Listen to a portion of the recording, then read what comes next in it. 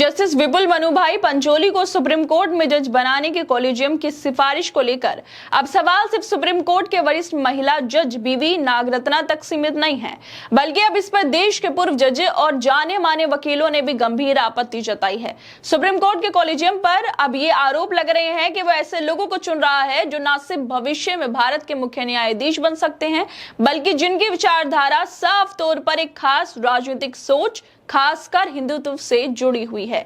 इस मामले में जाने वाली मानवाधिकार वकील इंदिरा जयसिंह ने भी सीधे सवाल उठाए कि क्या अब एक बहुसंख्यावादी सरकार न्यायपालिका में भी अपने पसंद के लोगों को बैठाना चाहती है। न्यायमूर्ति बीवी नागरत्ना ने पहले ही इस सिफारिश का विरोध कर चुकी हैं। उन्होंने इस पर भी आपत्ति जताई थी कि जस्टिस पंचोली को हाल ही में गुजरात हाईकोर्ट से पटना हाईकोर्ट ट्रांसफर किया गया और वो ट्रांसफर भी असामान्य था, जिसकी कोई साफ वजह और दस्तावेज कॉलेजियम के सामने अब तक नहीं रखे गए। इसके अलावा उन्होंने यह भी बताया था कि ऑल इंडिया सीनियरिटी लिस्ट में जस्टिस पंचोली 57वें नंबर पर हैं, यानी उनसे ऊपर कई वरिष्ठ और अनुभवी जज मौजूद हैं जिन्हें नजरअंदाज कर दिया गया। इससे यह सवाल उठता है कि क्या यह नियुक्ति योग्यता के आधार पर हुई है या किसी और वजह से। एक और बड़ा सवाल यह है कि जब पहले से ही गुजरात हाईकोर्ट से 2 जज सुप्रीम कोर्ट में मौजूद हैं, तो क्या जरूरी था कि फिर उसी हाईकोर्ट से एक और जज को लाया जाए? क्या देश के बाकी राज्यों में कोई योग्य जज नहीं बचा है? कई ऐसे राज्य हैं जहां से सालों साल से कोई भी जज सुप्रीम कोर्ट नहीं पहुंचा, तो वहां की अनदेखी क्यों की जा रही है? इसी मुद्दे को लेकर इंदिरा जयसिंह ने भी खुलकर कहा है कि आज देश में एक ऐसी सरकार है जो न्यायपालिका में भी अपने विचारों से मेल खाने वाले लोगों को लाना चाहती है। उनका मानना है कि यह प्रक्रिया निष्पक्षता के खिलाफ है और संविधान के उस मूल भाव को कमजोर करती है जिसमें न्यायपालिका को स्वतंत्र और राजनीतिक दखल से दूर रखने की बात कही गई है। इंदिरा जयसिंह एक प्रसिद्ध भारतीय मानवाधिकार वकील और कार्यकर्ता है और इसी के साथ वो एक कार्यक्रम में सुप्रीम कोर्ट के कॉलेजियम पर अपनी बातों को रखने पहुंची थी, जिसमें पूर्व जस्टिस अभय एस ओका भी शामिल थे। इसी दौरान इंदिरा जयसिंह कहती हैं कि देश के सुप्रीम कोर्ट के सोल वुमेन जज ने उस फैसले से असहमति जताई जो कॉलेजियम के बहुमत ने लिया था, जिसमें एक जूनियर जज की नियुक्ति की गई जो फ्यूचर में भारत के चीफ जस्टिस ऑफ इंडिया बनेंगे। मैं जानना चाहती हूँ कि भविष्य के सीजेआई को चुनने के लिए क्या क्राइटेरिया होता है। मेरी समझ में यह चयन सिर्फ आइडियोलॉजिकल और लॉजिकल आधार पर हो रहा है।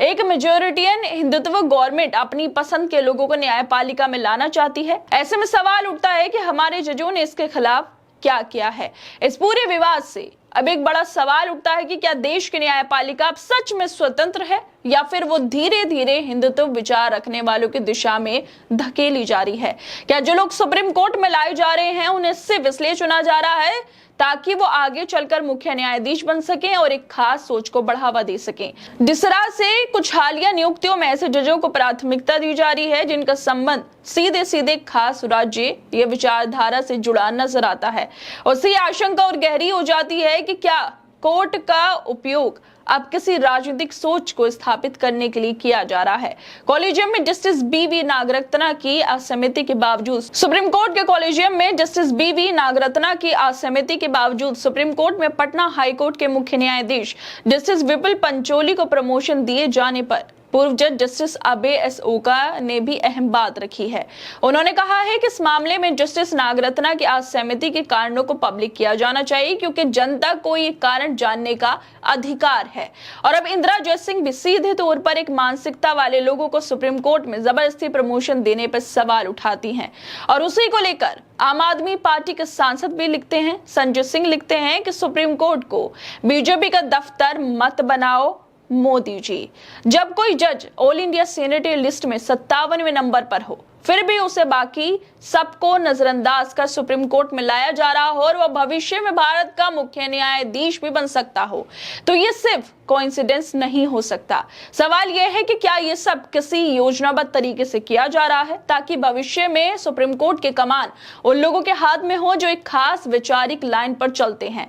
क्या ये सब इसलिए हो रहा है क्योंकि एक बहुसंख्यावादी हिंदुत्व सोच रखने वाली सरकार यानी बीजेपी न्यायपालिका को भी अपने नियंत्रण में लाना लाना चाहती है।